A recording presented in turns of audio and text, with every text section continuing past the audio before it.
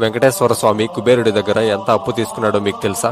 ఆదివరాహ క్షేత్రంలో అశ్వత్థ వృక్షం కింద పరమశివుడు మన దగ్గర డబ్బు లేకపోయినా పర్వాలేదు, నాకు బాగా డబ్బున్న కుబేరుడు అని ఒక స్నేహితుడున్నాడు, ఆయన్ని పిలిచి నీకు అప్పు ఇవ్వమని చెప్తానని పరమశివుడు వెంకటేశ్వర స్వామితో అంటాడు. అలాగే కుబేరుణ్ణి పిలిచి వెంకటేశ్వరునికి అప్పు ఇవ్వమని చెప్పాడు. దానికి కుబేరుడు, నీకు అప్పు ఇవ్వడానికి నాకు ఇబ్బంది ఏమీ లేదు, కానీ ఇది కలియుగం కాబట్టి వడ్డీ పుచ్చుకుంటామని చెప్పాడు. దానికి వెంకటేశ్వర స్వామి, యుగధర్మాన్ని ఎవరైనా పాటించాల్సిందే, నేను అసలుతో పాటు వడ్డీ కూడా ఇస్తానులే అని చెప్పాడు. దానికి కుబేరుడు అప్పు ఎంత కావాలని అడిగాడు. రుణగ్రాహి శ్రీనివాస, రుణదాత ధనేశ్వర అని ఒక ప్రామిసర్ నోటు రాశారు. హేవిలాంబి నామ సంవత్సరే చైత్ర శుద్ధ దశమి ఫలానా వారం నాడు అశ్వత్థ వృక్షం కింద నిలబడి 14 లక్షల రామచంద్రమూర్తి ముద్రలు కలిగిన బంగారు కాసులను ప్రతి 100 కాసులకి 1 కాసు వడ్డీ ఇచ్చేటట్లు, యుగాంతం నాడు అసలు ఇచ్చేటట్లు ఒక అగ్రిమెంట్ రాసిచ్చి డబ్బు ఇవ్వమని అడిగారు. దానికి కుబేరుడు, నోటు రాసిచ్చినందుకు సంతోషమే కాని యుగధర్మానుసారంగా సాక్షి ఉంటే డబ్బు ఇస్తాను అని కుబేరుడు బ్రహ్మవంక చూస్తూ అంటాడు. అప్పుడు బ్రహ్మదేవుడు, నేను సాక్షి సంతకం చేస్తాను అని చెప్పాడు.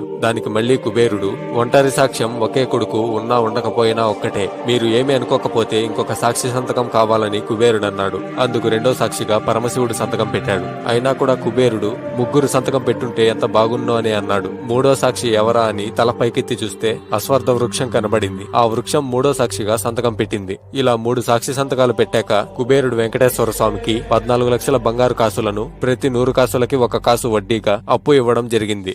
ఓం నమో వెంకటేశాయ.